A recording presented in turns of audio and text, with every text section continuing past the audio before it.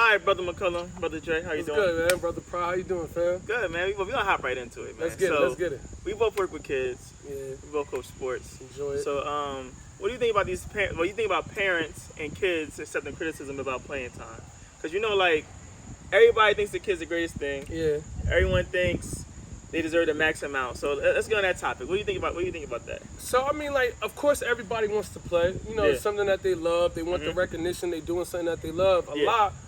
But not everybody's going to be a starting 5 player, or even a 6 man, or whatever sport you are. You know what I mean? You're going to be a supportive role. Okay. Nobody wants to sit on the bench. Okay. But I think that parents, they even going into the school realm, like, listen, your child is not perfect. There's going to be some type of weakness. Yeah. And I think the first thing of a great parent is to know, like, listen, he might not go to the NBA. You know what I mean? He might not be a straight A student. Okay. So listen, he might not get a lot of playing time on this basketball team or football team. So I think parents, first of all, have to be realistic, then have that talk with their child. Like, listen, like, you got to be a team player. You got to earn your spot. Maybe you need to go to do some more reps. Like, how do you feel about that? I feel like sometimes parents and the kids can be they won't be realistic. They want to just hop into it and be great. It doesn't work that way. Yeah, exactly. You know what I mean? So, for example, we both coach sports.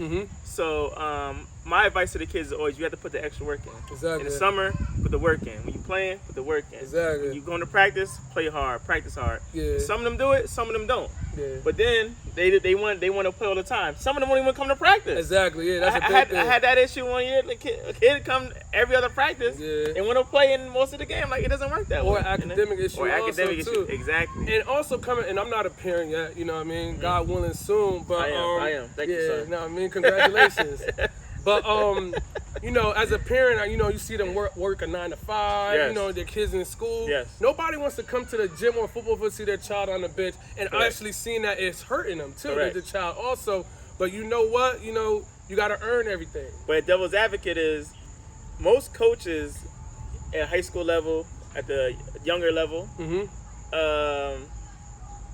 they're not getting paid. Exactly. Or they're not getting paid well. They have an additional job as well as coaching. Exactly. And so they don't want to hear a parent in their ear going crazy. They don't want to hear a kid on the bench giving you that look. They don't want to. You don't want to see that. Oh, you know what I mean? Yeah. But I think it all comes down to effort. It comes down to what you get in, what you get in, what you put into it. You know what I mean? So if you don't put that much into it, you gonna get that results back. Do you have so let's talk about you maybe in high school. Like, how was your high school career? Like, were you ever in a situation where you didn't get in, or even in intramural or league play? Do you ever have a situation where you didn't get what you thought you was gonna get to it, and how did you handle it? So in high school, I played at a private school, Eastern Christian, and then I transferred to Eastside High School. Okay. So at Eastern Christian, I was the man. You know what I mean? I was nice. So they weren't good. No, they're not. We were solid though, but you know what I mean. But I got a lot of playing time, and a lot of the load was on me. Yeah, and Eastern Christian, they played smaller schools. Smaller schools like Not a big Manchester, division. Pequannock High School. Yeah. So when I transferred to Eastside, you know what I mean, different breed. Yeah. The game was faster, more physical. So it took me a while to adjust just for that, and also with the playing time. So I had to look at myself in the mirror and be realistic. Like, listen, Dre, you can quit or you can rock, work on your game and stuff. So I definitely know where you're going from different talents and the different speeds of the game. They're going somewhere differently, and you have to adjust. You can cry about it, or you could get with it and get better. How about you? I agree 100%. So I played for Eastside all my life. Eastside High School in Patterson, for those who don't know. Yeah. My freshman year, I was on the freshman team.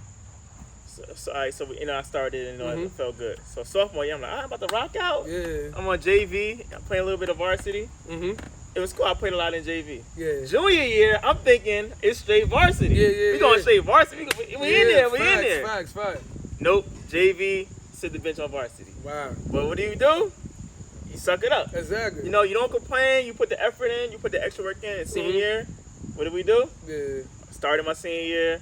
Won the counties my senior year. Shout out to that whole squad. And we had 8 seniors on that team. Exactly. So y'all had to come. So we was together since basically we were together since freshman year all the way to high school. And and that's what I think about that. I think, like I said, you put the effort in, put the work in, and sometimes you have high expectation of your kids, but you only have it on the coaches. You don't have it for yourself. Exactly. So the same expectations you have for your coaches, you got to have on your kids, and you got to have for yourself. you put your kids. Exactly. You know? And one quick point, yo. Also, as a parent, if I'm seeing my child struggling or not getting no playing time, I'm gonna put the extra reps with him. Correct. So exactly. you know what I mean. So you know what? Listen, my son is his left hand's not as strong as his right hand. We're gonna go in the backyard. Yeah. Yo, we're gonna get better every day and stuff, so he can get that playing time. So I can show him grinding. You know what I mean? And Take the time out. one last quick point, to piggyback off what you just said. You don't have to. It doesn't cost money to work on your kids' left hand, right hand. Yeah. You don't. If you have a ball, even if you don't have a ball, you can do sliding drills, do push-ups, sit-ups, work out with your kids, things like that. You get them faster, stronger, quicker for the game. You know what I mean? So what do you think about parents when they address the coaches or when they address the referees or the yelling on the sideline? How do you feel about that? So everybody's an NBA player or an NBA coach, bro, or the ref and stuff like that. So I think parents need to know their role as a respecter. Because I've seen some crazy videos on social media where parents actually fight in the refs and AAU tournaments or even football games. It's just crazy. And everybody's competitive. I'm competitive. You're competitive. You want your daughter to win all the time. But listen, you're on the bench for a reason. Let the coach and stuff, and then you talk to him on the side. Yeah. You zoomed out? Good? Perfect. All right, so I agree about that. I agree with that. To piggyback off what you just said, I like to say piggyback. That's a pride family word. We always say. I'm gonna piggyback off what you said. Okay, go back to it. One thing about the parents wilding out is I lost my train of thought. One thing about the parents wilding out is they don't understand how they jeopardizing the league. Exactly. What I mean by that is, if you look at the rates, I watch a lot of YouTube videos. Look at a lot of statistics. It's hard to get referees because they don't want to deal with the parents. Exactly. It's not the coaches, it's not the kids, it's the parents. Okay. They deal with the yelling, the arguing, the jumping on court. Yeah. Because the refs can handle the kids because they can give the kids technical. Exactly. They give coaches technical. They can throw a kid out the game. They can throw a coach out the game. Yeah. But it's harder with the parents. Yeah. Parents want to wait for you in the parking lot. All crazy. They don't want to deal with that. You know what I mean? So who wants to work another job? Who wants to work a full-time job to come do that as a side extra hustle? money. Yes, a nice little side hustle. And you're getting good money to deal with the headache. Yeah, and it's also a safety issue. Like, who wants to look behind their back like, oh, if I make a call or walk, then they're going to meet me outside. Like, you know what I'm saying? So parents got to know their role. Respect goes both ways. Everybody's competitive. Everybody wants their child to be successful. But come on, there's ways to handle it and respect. And I always say, like, you know, a parent might have a concern with a coach. Yeah. Talk to him on the side after the game, have a phone call or a meeting. Like, this is my viewpoint, and the coach can say it. If they can't come to a consensus, they might have to go to another team. And I'm glad you say that, because we don't want to make it seem like a parent can't have a concern or an issue or anything like that. It is how you handle it. Exactly. Because you're an adult. You know what I mean? You're a parent, but you know, a parent should be able to talk to another adult who's also probably a parent, a coach that's probably a parent, with respect. Exactly. You don't have to go at his neck. You don't have to go back and forth. But you may be able to find some common ground. I don't think my kid playing enough. I think my kid should be starting. Okay, why do you feel your kid should be starting? What did your kid do better than that kid? What did your kid bring to the team? Exactly. You know what I mean? Like, when I'm coaching these kids, I try to make sure everyone gets in. That's not realistic, though. Yeah, not at all. That's not realistic at all. But I'm like, you know what? Some kids may never go to that next level. Exactly. This may be it for them. This may be like their peak of their sports career. You know what I mean? But everyone's not made for certain sports, and that's fine. Exactly. But I feel like every kid should get an opportunity, but everyone doesn't coach that way. Yeah, exactly. People coach, but we gotta win the game. I want to win too.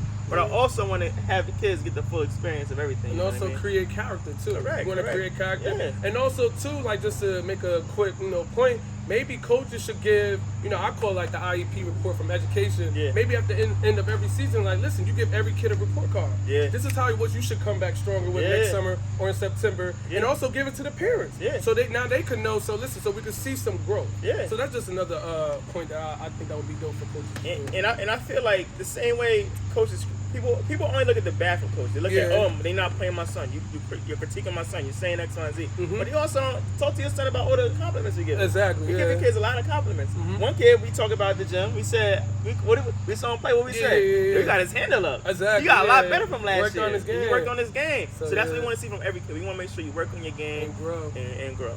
Next thing, good and bad criticism from a teammate. Can I start this? You can definitely start. I'm gonna start this because let me fix myself. Let me fix myself with my Adidas shorts. Yeah, go ahead. With my Yeezy slides. Because you got on me last week for that. You said I ain't have on Adidas and Adidas. Okay. So I got on Adidas and Adidas today. Exactly as you should.